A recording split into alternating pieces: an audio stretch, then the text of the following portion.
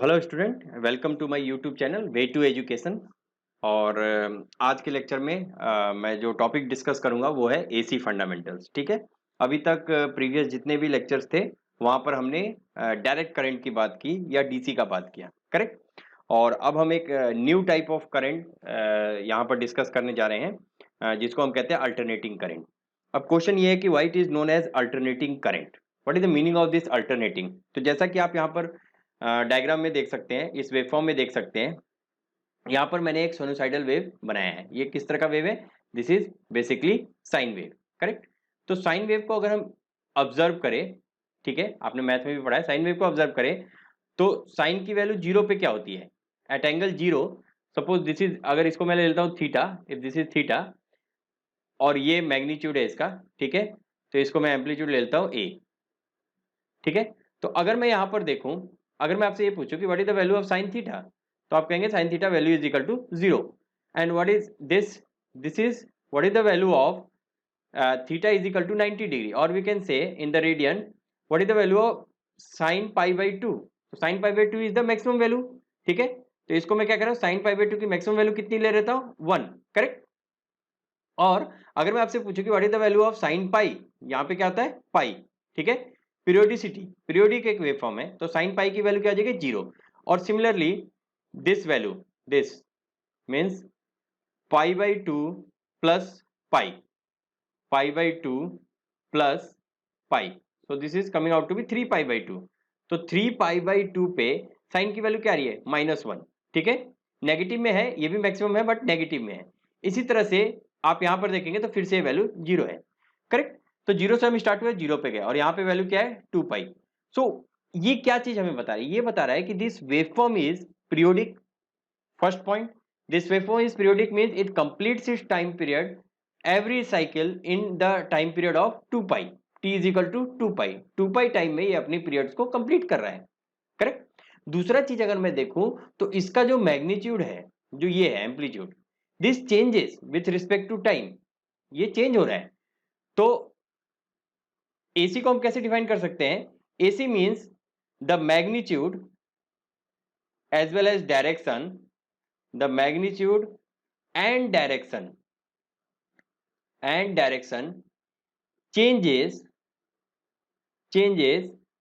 periodically, ठीक है, periodically with respect to time, correct. अब आप लोग को ये डाउट हो रहा है कि थीटा और टाइम में क्या रिलेशन है, वो भी मैं आपको बताऊंगा। This theta is basically equal to omega t, ठीक है। एंड ओमेगा टी यहाँ पर ये टाइम का कंपोनेंट आ रहा है, तो थीटा को ओमेगा टी कहते हैं, periodically with respect to time. तो टाइम के साथ क्या हो रहा है? मैग्नीट्यूड एंड डायरेक्शन दोनों वेरी कर रहे हैं। तो this is all about DC, whereas in sorry AC, whereas in case of a DC. अगर मैं डीसी की बात करूं यहाँ पे, तो क्या हो रहा था? The magnitude always remain constant, हमेशा कांस्टेंट था 0 से पाई तक, ठीक है। तो अब हम इस यूनिट में जो भी चीज डिस्कस करेंगे उसमें जो वेवफॉर्म होगा हमारा वो अल्टरनेटिंग होगा, वेरी करेगा, ठीक है। Secondly, what is the average value of this? Average value अगर मैं देखूं इस साइन वेव का, ये एक प्योर साइन वेव है। क्यों? क्योंकि this positive half is exactly equal to the negative half. Average कैसे निकालते हैं? पहले हमें एरिया यहाँ का निकालना पड़ेगा। तो if I see the area of this half, ये हाफ का एरिया और ये हाफ का एरिया, ये दोनों हाफ क्या है? सेम है। तो हम ये कह सकते हैं कि this is pure AC, this is pure AC. Means यहां पर डीसी कंपोनेंट कितना है? डीसी कंपोनेंट क्या होता है? DC component mean the average value. So if average value is equal to zero, अगर एवरेज वैल्यू जीरो आ रहा है, इसका मतलब यहां पर जो वेवफॉर्म है वो प्योर एसी है, इसमें कोई भी डीसी कंपोनेंट नहीं है, कोई भी एवरेज वैल्यू नहीं है। यहीं पर अगर ये वेवफॉर्म अगर ऐसे होता, सपोज दैट, ठीक है, ये हाफ पोर्शन नहीं होता, अगर ये पोर्शन नहीं होता यहां पर और ये ऊपर होता, तब भी क्या इसका एवरेज वैल्यू जीरो होता? नहीं, तब इसका एवरेज वैल्यू जीरो नहीं होता।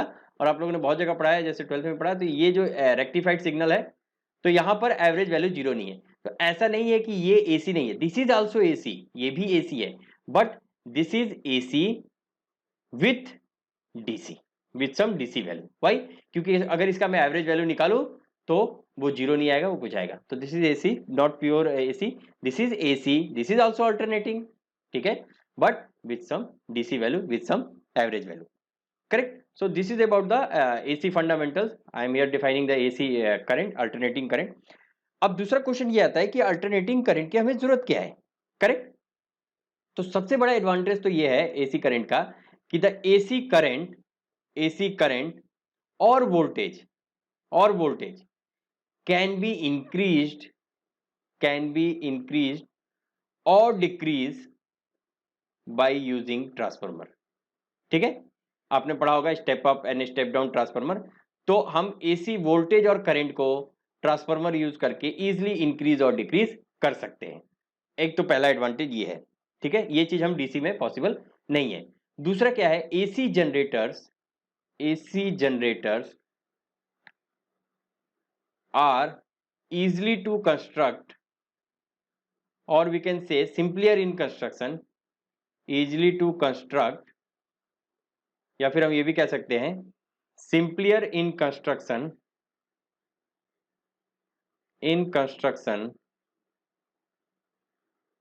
as compared to DC. correct? as compared to DC. तो दूसरा एडवांटेज ये हो गया, जब भी हमें एसी जनरेट करना है this is simplier to construct as compare to DC. ठीक है, आगे हम जैसे डीसी मोटर में जब हम पढ़ेंगे तब हम देखेंगे कि जब एसी एक्चुअली में जो जनरेट होता है वो एसी जनरेट होता है, उसको डीसी में कन्वर्ट करने के कम्यूटेटर की जरूरत पड़ती है. बट मैं यहाँ पे डिस्कस नहीं कर रहा, वो नेक्स्ट यूनिट में हम डिस्कस करेंगे. दूसरा चीज क्या है, AC can be easily converted into DC.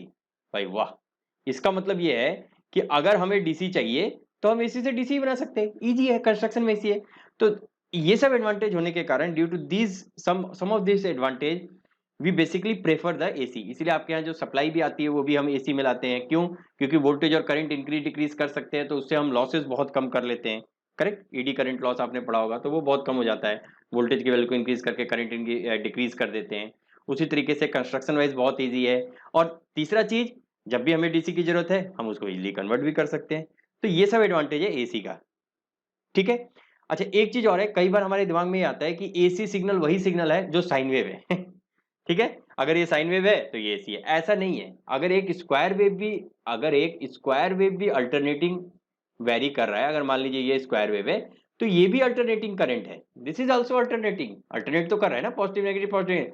अगर एक ट्रायंगुलर वेव है तो ये भी अल्टरनेट कर रहा है. करेक्ट. बट क्वेश्चन ये है कि हम साइन वेव ही क्यों ज्यादातर लेते हैं. तो उसका रीजन ये है कि अगर ये स्क्वायर वेव है, जैसे कि आप लोगों ने मैथ में भी पढ़ा होगा, अगर ये स्क्वायर वेव है और इसका मैं फोरियर सीरीज या फोरियर ट्रांसफॉर्म या इसके कंपोनेंट्स को ब्रेक करूं तो स्क्वायर वेव को मैं साइन और कोसाइन वेव के कॉम्बिनेशन से बना सकता हूं. तो बेसिक फंडामेंटल क्या है, साइन और कोसाइन है. और साइन और कोसाइन को अगर मैं ऐड करता हूं तो मैं ट्रायंगुलर भी बना सकता हूं, स्क्वायर भी बना सकता हूं. तो अगर आपके पास ये क्वेश्चन है कि कौन सा हम स्टडी करें, तो आप यही कहेंगे कि फंडामेंटल कंपोनेंट को हम स्टडी कर लेते हैं. और अगर फंडामेंटल को हम स्टडी कर लेते हैं तो वही सेम एनालिसिस हम साइन स्क्वायर वेव के लिए या ट्रायंगुलर वेव के लिए किसी भी चीज के लिए हम लगा सकते हैं. करेक्ट. तो ये तो हो गया आपका अल्टरनेटिंग करंट का इंट्रोडक्शन. अब हम देखते हैं कि कैसे जनरेट होता है. देखिए, मैं यहाँ पे बहुत ही बेसिक्स लेके चल रहा हूँ क्योंकि आपका बेसिक इलेक्ट्रिकल इंजीनियरिंग के कोर्स में है. मैं बहुत ज्यादा डिटेल में नहीं जाऊंगा, बट मैं आपको बहुत ही बेसिक्स में ये समझाता हूँ कि एसी वोल्टेज या एसी करंट जो हमारा जनरेट हो रहा है वो हम कैसे जनरेट करते हैं. ठीक है, तो आइए देखते हैं generation of the AC voltage और एसी करंट.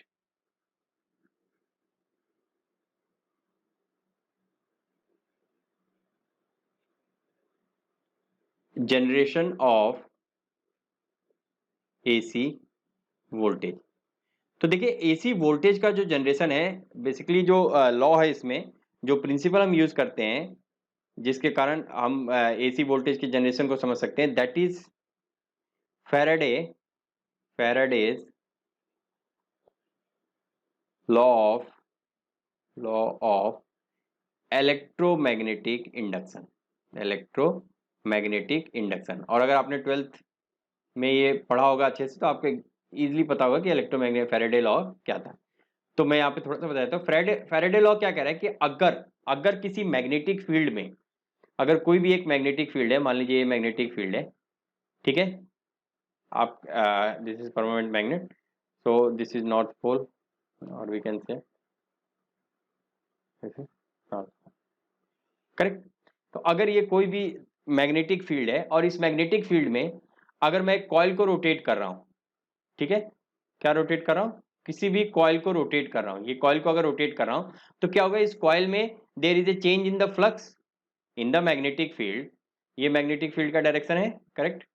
और अगर इसमें मैं किसी कॉइल को रोटेट कर रहा हूं, इस कॉइल को रोटेट कर रहा हूं, तो क्या होगा, अगर इस कॉइल को मैं ऐसे ऐसे रोटेट कर रहा हूं सर्कुलर मोशन में, तो क्या होगा, there is a change in the magnetic field, मतलब फ्लक्स को क्या, मैग्नेटिक फील्ड को कट करेगा, फ्लक्स को कट करेगा, यानी फाई क्या होगा, चेंज होगा, there is change in the flux, ठीक है। अब correct, and if there is a change in the flux the EMF is induced in the coil, EMF induced in the coil. So this is Faraday law of electromagnetic induction. अब same इसी principal को हम use करके AC voltage को generate कर सकते हैं। तो आइए कंस्ट्रक्शन का डायग्राम देखते हैं जिसके थ्रू हम जनरेट कर सकते हैं, और मैं आपको बताता हूँ कि उसको कैसे हम कॉइल के थ्रू जनरेट करते हैं, ठीक है। तो ये सिमेट्रिक डायग्राम है जिसके थ्रू हम मैं आपको समझाता हूँ कि एसी वोल्टेज को हम कैसे जनरेट करते हैं। तो यहाँ पे आप देख सकते हैं ये है नॉर्थ पोल और ये है साउथ पोल। आपको पता है मैग्नेटिक फील्ड का डायरेक्शन कैसे होगा, north pole to south pole. तो ये जो परमानेंट मैग्नेट है ये क्या जनरेट कर रहे हैं, मैग्नेटिक फील्ड जनरेट कर रहे हैं। और Faraday law of electromagnetic induction क्या कहते हैं कि किसी मैग्नेटिक फील्ड में अगर मैं इस कॉइल को रोटेट कर रहा हूं, अब ये देखिए कॉइल है, कॉइल का डायरेक्शन कैसे है, axis of rotation this is anti clockwise, correct. Omega frequency से ये एंटी क्लॉकवाइज में ये कॉइल रोटेट कर रहा है। तो अगर ये कॉइल यहां पर रोटेट कर रहा है मींस द फ्लक्स, जो ये फ्लक्स को कट करेगा वो क्या होगा, डिफरेंट होगा with respect to different angle. जो भी एंगल हम रखेंगे, तो जो मैं थीटा की बात कर रहा था वहां पर, वो थीटा क्या है, theta is the angle made with this magnetic field. तो जो भी मैग्नेटिक फील्ड के साथ जो एंगल बन रहा है वो आपका थीटा था। तो आप देख सकते हैं यहाँ पे थीटा चेंज होता जाएगा जैसे जैसे कॉइल रोटेट करेगा, and due to changing of the rotation of this coil flux हमारा चेंज होगा, और फ्लक्स चेंज होने के कारण क्या होगा, यहाँ पर ईएमएफ इंड्यूस होगा। और वो हम कैसे कलेक्ट करेंगे, यहाँ पर आप देख सकते हैं दीज आर द ब्रशेस, ये दो ब्रश लगे हुए हैं, एक ए बी कॉइल से कनेक्टेड है और एक सी डी कॉइल से। जैसे अगर ये मैं देखूं तो ये ए बी कॉइल से यहाँ से कनेक्टेड है, आप देख सकते हैं ये ब्रशेस, और यहाँ से ये सी डी कॉइल से कनेक्टेड है ये ब्रशेस। तो यहाँ पे क्या होगा, ईएमएफ इंड्यूस होगा। और आपको पता है कि जब कॉइल ए बी जब ऊपर जा रहा है, यानी इसका टॉर्क का डायरेक्शन जब इस तरह से है, तो कॉइल सी डी का डायरेक्शन ऐसे है, अपोजिट है, ठीक है, ऐसे रोटेट करेगा तो इन दोनों का डायरेक्शन क्या है, अपोजिट है। आप फ्लेमिंग लेफ्ट हैंड रूल से हम इजीली करंट का डायरेक्शन निकाल सकते हैं। तो इसमें जो ईएमएफ इंड्यूस होगा वो डिफरेंट होगा, मतलब अपोजिट होगा। तो क्या होगा, यहाँ पर एक पोलैरिटी जनरेट करेगी, एक ईएमएफ जनरेट करेगा। अब यहाँ पर क्या है, ये जो स्लिप रिंग्स है ये रोटेटिंग पार्ट है, मतलब ये रोटेट कर रहा है। इसके साथ हम एक ब्रशेस कनेक्ट करते हैं, जैसे आपने पी और क्यू लिखा हुआ है, ये पी और क्यू क्या है, ब्रशेस है। ब्रशेस मतलब जस्ट उसके कॉन्टेक्ट में रहते हैं, लेकिन ये रोटेट नहीं करते। तो ये क्या करते हैं, जो भी यहाँ से करंट जो आ रहा है उस करंट को यहाँ से कलेक्ट करेंगे, और कलेक्ट करने के कारण ये जो करंट है ये रेजिस्टेंस के अक्रॉस फ्लो करेगा। तो ये जो करंट हम यहाँ पे ऑब्टेन कर रहे हैं, this is basically the AC current. So this is the simple explanation of the generation of the AC voltage, ठीक है। बहुत ज्यादा डिटेल में नहीं जाएंगे, क्योंकि बहुत ज्यादा डिटेल में अगर मैं देखूं तो हमको सेक्शन सी में भी कंप्लीट करना है इसमें, DC motor and DC generator, तो वहां पे थोड़ा डिटेल में पढ़ लेंगे। अभी के लिए आप इतना जानिए कि यहाँ पर एग्जैक्टली क्या हो रहा है कि एक मैग्नेटिक फील्ड में इस तरह से हमारा क्या हो रहा है, ये जो कॉइल है ये रोटेट कर रहा है, करेक्ट, ये कॉइल रोटेट कर रहा है। और जैसे जैसे कॉइल रोटेट करेगा इसका एंगल चेंज होगा, और एंगल चेंज होगा तो ये क्या जनरेट करेगा, ईएमएफ जनरेट करेगा, मींस अल्टरनेटिंग करंट रोटेट करेगा, ठीक है। थीटा चेंज होगा तो ये अल्टरनेटिंग करंट, ठीक है, करेक्ट। तो आइए इस डायग्राम के थ्रू हम समझते हैं कि कैसे कॉइल रोटेट कर रहा है तो उसके चलते अल्टरनेटिंग वोल्टेज क्रिएट हो रहा है। जैसे कि आप देख सकते हैं ये कॉइल की पोजीशन है, तो रेफरेंस जीरो, यानी जीरो किसी एक पोजीशन से कॉइल रोटेट करना स्टार्ट किया, और वहां से मान लीजिए ये रोटेट कर रहा है किस डायरेक्शन में, एंटी क्लॉकवाइज डायरेक्शन में। ये मैंने एंटी क्लॉकवाइज डायरेक्शन एज्यूम किया है। तो जब ये किसी भी फाई एंगल पे इस फाई पे गया तो क्या हुआ, जो यहां से जो मैग्नेटिक फील्ड को कट कर रहा है जो कॉइल, मान लीजिए जैसे ये कॉइल हमारा मैग्नेट के अंदर, और ये अगर इस एंगल पे आ गया है, मींस जो हमारी मैग्नेटिक फील्ड है, ठीक है, इसका एक्सिस और मैग्नेटिक फील्ड जो है हमारा वो इस तरह से है। तो कॉइल जो एक पोजीशन बना रहा है, ये क्या कर रहा है, कॉइल इसके साथ कुछ एंगल बना रहा है फाई। तो ये फाई जैसे जैसे चेंज होगा, जो यहाँ से मैग्नेटिक फील्ड फ्लक्स जो इंड्यूस है, जो फ्लक्स जो कट हो रहा है वो चेंज होता रहेगा, ठीक है। तो जैसे यहाँ पे आप देख सकते हैं, अगर ये बिल्कुल ही मैग्नेटिक फील्ड के अगर आप मैग्नेटिक फील्ड के बिल्कुल पैरेलल आ जाए कॉइल, यानी ये हमारा कॉइल है और ये हमारी मैग्नेटिक फील्ड है, तो क्या होगा, उस कंडीशन में कोई भी फ्लक्स नहीं कट होगा इस कॉइल से, करेक्ट। तो अगर कोई भी या negligible amount of flux cut होगा, तो अगर नेग्लिजिबल फ्लक्स हो रहा है तो यहाँ पे ईएमएफ की वैल्यू भी जो जनरेट होगी वो क्या हो जाएगी, जीरो। तो आप यहाँ पे देख सकते हैं फर्स्ट पॉइंट ये है, जब ये यहां पर था यानी मैग्नेटिक फील्ड के बिल्कुल ही पैरेलल है कॉइल, तब यहां पर कितना जनरेट हुआ, जीरो। अब जैसे जैसे इसकी पोजीशन चेंज होती जाएगी, मैं मान लेता हूं ये मैग्नेटिक फील्ड है, अब अगर कॉइल की पोजीशन ये हो गई है, ठीक है, दिस वन, तो यहां पे क्या होगा, अब क्या कर रहा है, अब ये मैग्नेटिक फ्लक्स को कट कर रहा है, तो कट करेगा मतलब ईएमएफ जनरेट होगा। और जैसे जैसे ये स्ट्रेट होता जाएगा, मींस इस पोजीशन पे क्या होगा, सबसे मैक्सिमम फ्लक्स कट होगा, सबसे मैक्सिमम फ्लक्स कट होगा। तो ये पोजीशन ये है, यानी यहां पे जब आएगा, जब वो 90 डिग्री पे आएगा तो सबसे ज्यादा मैक्सिमम फ्लक्स कटेगा, और यहां पे जो ईएमएफ की वैल्यू होगी जो जनरेट होगी वो मैक्सिमम होगी। उसी तरीके से फिर ये जब इस डायरेक्शन में रोटेट करता जाएगा तो हमारा ईएमएफ का डायरेक्शन चेंज हो जाएगा और ये वैल्यू रिड्यूस होने लगेगी, और फिर कहां पे आ जाएगी, जीरो पे। और फिर जब ये कॉइल जब इस पोजीशन पे आएगा तब भी मैक्सिमम फ्लक्स जनरेट होगा। ओनली डिफरेंस इज दैट जो फ्लक्स का डायरेक्शन होगा, जो फ्लक्स का मैग्नीट्यूड होगा वो अपोजिट होगा। तो इस तरह से हम देख सकते हैं कि यहां पर क्या जनरेट हो रहा है, एक एसी वोल्टेज को हम कैसे जनरेट कर रहे हैं, ठीक है। तो इसको फेजर रिप्रेजेंटेशन भी कहते हैं, ये आपका फेजर रिप्रेजेंटेशन है, वो भी मैं आगे एक्सप्लेन करूंगा। तो by using phasor representation how we can explain this generation of the AC voltage, correct. अब यहां पर एक चीज और है, इक्वेशन ऑफ एसी करंट, ठीक है। एसी करंट का इक्वेशन हम कैसे दिखा सकते हैं, ठीक है। यहां तो मैंने आपको फेजर में बता दिया, ठीक है, theta is equal to omega t, और आप देख सकते हैं 0 से पाई बाई 2 पाई, ठीक है। फिर यहाँ पे क्या हो गया इसकी वैल्यू 3 पाई बाई 2, और यहाँ पे हो गया 2 पाई। मीन्स अगर टाइम पीरियड में यहाँ से निकालूं तो 2 पाई होगा। टाइम पीरियड मतलब कितने टाइम में अपने आप को रिपीट कर रहा है, क्योंकि इसके बाद फिर यही वेव फॉर्म रिपीट होगा। After 2 pi this wave form repeats itself, ठीक है। तो अगर यहाँ से मैं ईएमएफ इक्वेशन लिखता हूँ तो मैं क्या लिख सकता हूँ, अगर आई एम के रिस्पेक्ट में ही लिख रहा हूँ मैं, आई के रिस्पेक्ट में, मीन्स अगर इस करंट को मैं आई करंट लेता हूं, और जनरली आप देखिएगा डीसी में हम करंट की वैल्यू को कैपिटल में लिख रहे थे, यहाँ स्मॉल में लिखेंगे। तो I is equal to this I M को मैं कैपिटल में लिख, ये मैक्सिमम करंट है, ठीक है। आई M sine omega T plus five, ये हम जनरल फॉर्म इसी इक्वेशन का बता सकते हैं। यहां पे आप देख सकते हैं I is equal to I M sine omega T plus five. अब आई एम क्या है, आई एम कौन सी वैल्यू है, आई एम जो आपका है that is the peak value, that is peak value. और पीक वैल्यू मींस पॉजिटिव और नेगेटिव। तो जैसे आप देख सकते हैं यहां पर ये पीक वैल्यू कितना है, आई एम, मतलब ये और ये वैल्यू सेम है, क्योंकि ये प्योर साइन वेव है तो positive half negative half same होगा। तो आई एम यहां पर क्या निकल गया, पीक वैल्यू, करेक्ट। ओमेगा क्या है, ओमेगा वो फ्रीक्वेंसी है, वो एंगुलर फ्रीक्वेंसी है जिस फ्रीक्वेंसी से ये रोटेट कर रहा है, यानी इस डायरेक्शन में ओमेगा फ्रीक्वेंसी से ये जो आपका कॉइल है ये रोटेट कर रहा है ऐसे, करेक्ट, ओमेगा फ्रीक्वेंसी से, ठीक है। ये समझ में आ रहा है। तो omega frequency, omega is the angular frequency, omega is the angular frequency, correct.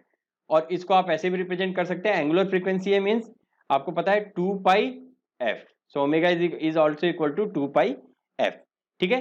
और ये ओमेगा जो है ये भी टाइम पीरियड से रिलेटेड है। अगर मैं फ्रीक्वेंसी और टाइम पीरियड की बात करूं तो frequency is equal to 1 upon t. तो अगर यहां से मैं देखो फ्रीक्वेंसी इसका निकालना चाहूं तो f is equal to 1 upon 2 pi, correct. और यहां से अगर ओमेगा निकाले इसी वेवफॉर्म का तो क्या आएगा, 2 पाई इंटू 1 अपॉन 2 पाई, तो omega is equal to 1, correct. तो इस तरह से आप देख सकते हैं, ठीक है, समझ में आ रहा है।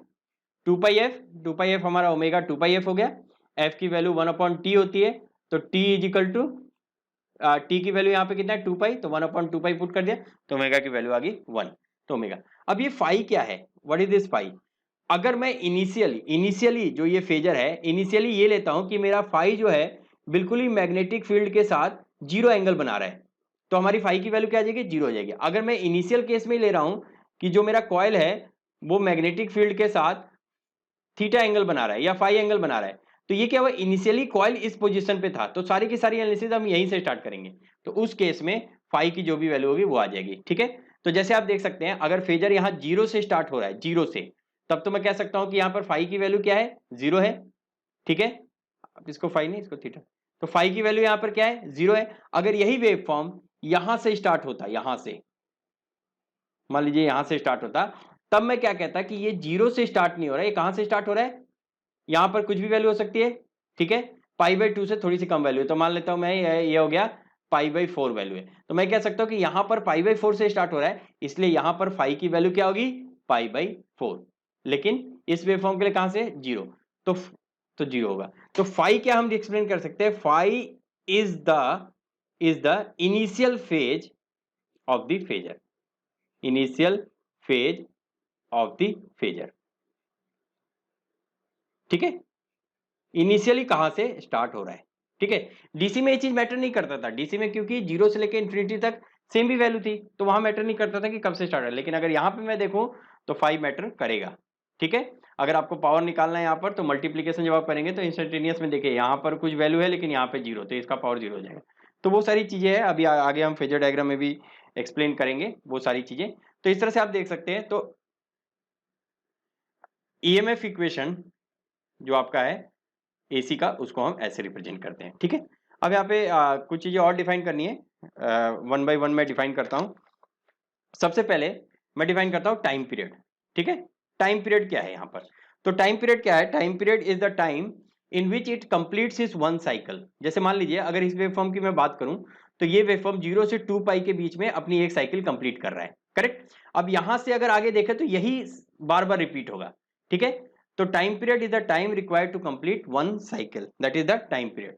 And how will you define the frequency, एक तो मैथमेटिकली हमने डिफाइन कर दिया 1/t, but frequency is defined as the number of cycles completed in 1 second. एक सेकेंड में कितने साइकिल कंप्लीट हो रहे हैं, that we call it is a frequency, correct, ठीक है। जैसे मान लीजिए जो एसी हमारे यहाँ आता है उसकी फ्रीक्वेंसी कितनी है, f is equal to 50 hertz.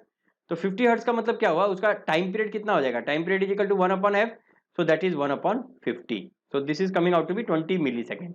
तो 20 मिली सेकेंड में वो अपना एक टाइम पीरियड कंप्लीट कर लेता है, एवरी 20 मिली सेकेंड में अपना टाइम पीरियड कंप्लीट करता है। मतलब 10 मिली सेकेंड का पॉजिटिव और 10 मिली सेकेंड का नेगेटिव होता है, ठीक है। ये तो होगी इनिशियल बातें। फेज क्या है, phase is the phase difference, जो ये आप देख रहे हैं इनिशियली किस फेज से वो स्टार्ट हो रहा है कॉइल, वो हमने यहाँ पर फाई से रिप्रेजेंट किया। तो आई थिंक ये सारी चीजें क्लियर होगी, ठीक है।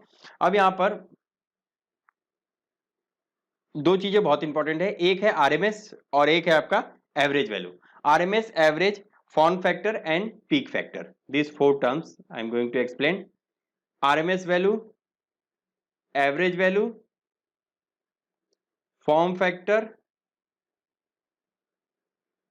एंड पीक फैक्टर, ठीक है, पीक फैक्टर, करेक्ट। ये सभी को मैं एक्सप्लेन करूंगा, और आरएमएस और एवरेज वैल्यू मैं फाइंड आउट भी करूंगा मैथमेटिकली, कैसे हम फाइंड आउट कर सकते हैं। तो मैं दो वेव फॉर्म लूंगा और उसके थ्रू आरएमएस और एवरेज वैल्यू फाइंड आउट करूंगा। तो ये डेफिनेशन देखते हैं वन बाय वन, पहले आरएमएस और एवरेज का, फिर form factor and peak factor का। आरएमएस, पहले मैं प्रैक्टिकली समझा देता हूं आरएमएस की क्या डेफिनेशन है। The the RMS value of alternating current, the RMS value of alternating current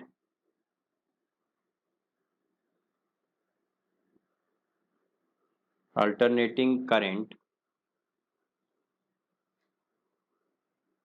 is the steady state value, is the steady state value,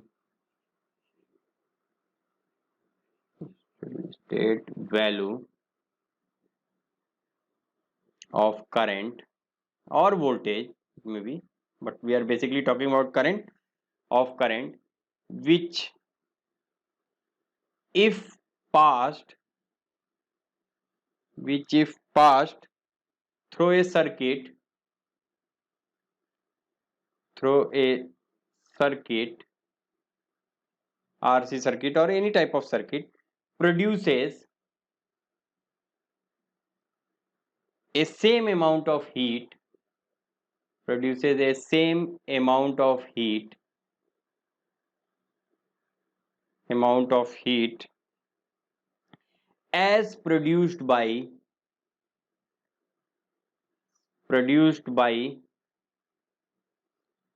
alternating current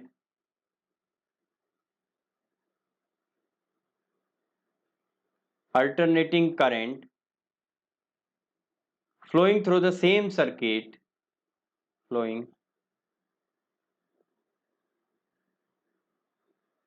through the same circuit for same amount of time, or we can say for same period of time, same circuit for same period of time. अब ये क्या चीज कह रहा है, same period of time? Mathematically तो हम देखेंगे ही, पहले मैं आपको ऐसे समझा दूं। देखिए, अगर मैं आपको कहता हूं कि किसी अल्टरनेटिंग करंट की आरएमएस वैल्यू ये है, मान लीजिए Im/√2 है, या जो भी हम निकालते हैं, तो इसका मतलब क्या है कि अगर एक डीसी करंट में लेकर के आऊं और उसको उस सर्किट के थ्रू पास करूं, तो जो करंट उसमें फ्लो होगा, वो जितना अमाउंट ऑफ हीट प्रोड्यूस करेगा, सेम उतना ही अमाउंट ऑफ हीट एक आरएमएस वैल्यू जो अल्टरनेटिंग करंट का है वो प्रोड्यूस करेगा, सेम सर्किट के लिए, सेम पीरियड ऑफ टाइम के लिए। तो इसका मतलब आपको एक चीज समझ में आ गया, this is basically related to the heat. और हमें पता है हीट का मतलब क्या है, हीट मींस I²RT, यही तो है, ठीक है। तो I²RT मींस, ये देखिए यहाँ पे करंट की वैल्यू कैसे आ रही है, स्क्वायर, तो इसीलिए यहाँ पर स्क्वायर टर्म आ रहा है। तो root mean square means the square of the average value, और फिर उसका रूट लेंगे। तो आरएमएस वैल्यू क्या करेगा, this is related to the heat produce in the same circuit as in the case of a DC.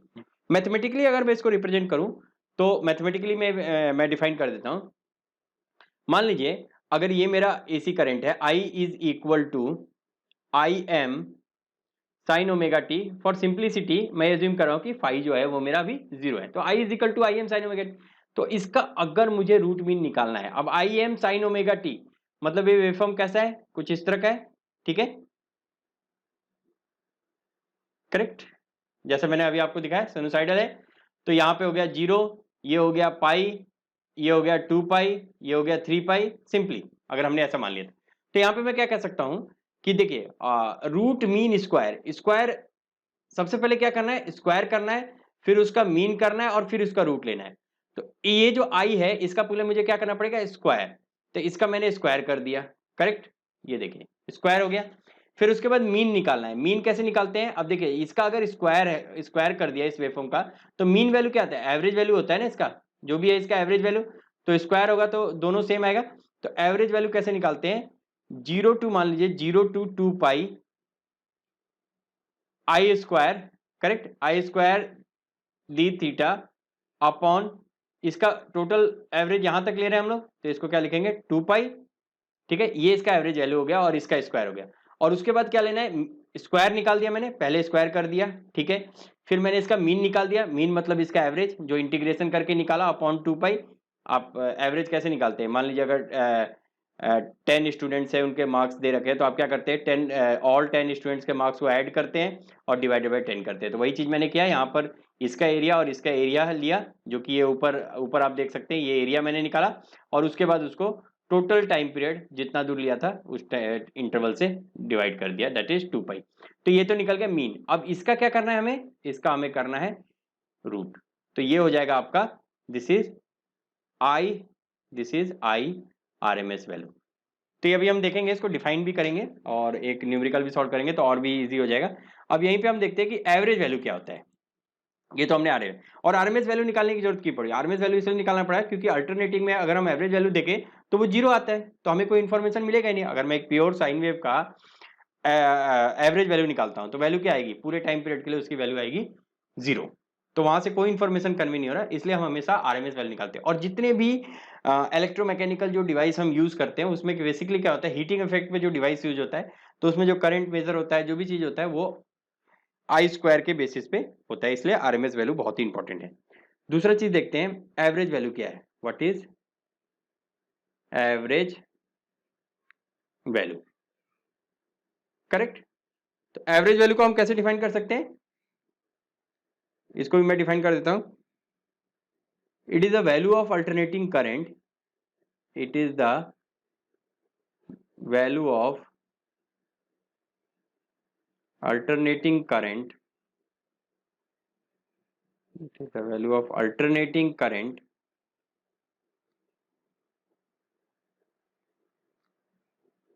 or steady current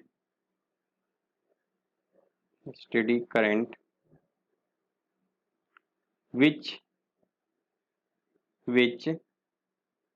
transfer across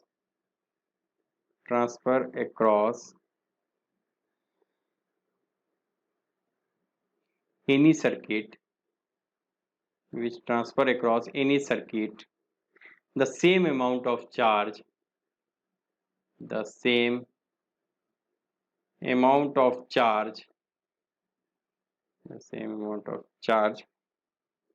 as transferred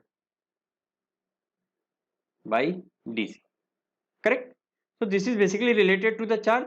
मतलब अगर एक डीसी सोर्स है वो जितना अमाउंट ट्रांसफर कर रहा है, और अगर कोई एसी सोर्स है और उसका जो एवरेज वैल्यू है उतना ही चार्ज ट्रांसफर करेगा जितना डीसी सोर्स करेगा. Condition is that in same period of time.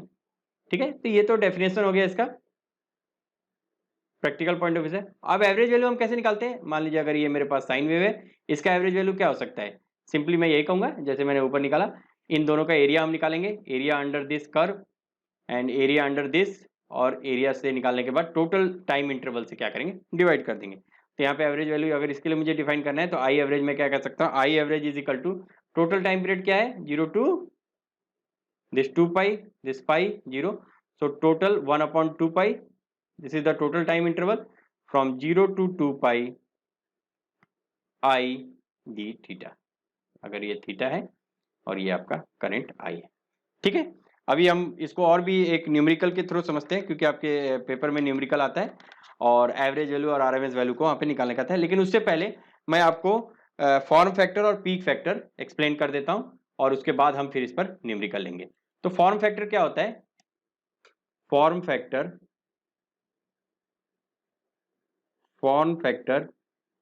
is defined as the ratio of IRMS, यानी the value of IRMS upon I average, means the ratio of RMS value to the average value is defined as the form factor.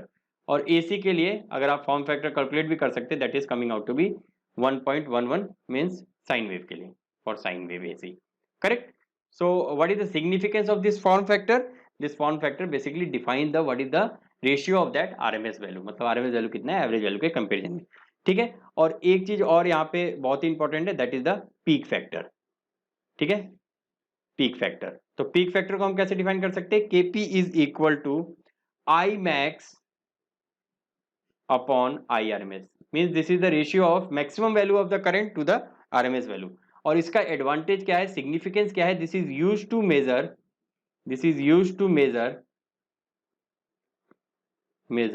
Iron loss. Correct. तो iron loss से related है. अगर हमें iron loss या ये सारी चीजें calculate करनी है तो वहां पर हमें पीक फैक्टर की जरूरत होती है. सो this is all about the fundamentals. और तो नेक्स्ट क्लास में हम आरएमएस और एवरेज वैल्यू कैलकुलेट करेंगे मैथमेटिकली. तो मैं 2 वेव फॉर्म लूंगा और एक मैं half wave rectified wave form लूंगा, जो कि आपके यूनिवर्सिटी एग्जाम में भी आया हुआ है आरएमएस और एवरेज वैल्यू कैलकुलेट करने के लिए. और मैं उसको जनरलाइज करने की कोशिश करूंगा ताकि किसी भी वेव फॉर्म का आप आरएमएस और एवरेज वैल्यू इजीली कैलकुलेट कर सके. So thank you for attending the class.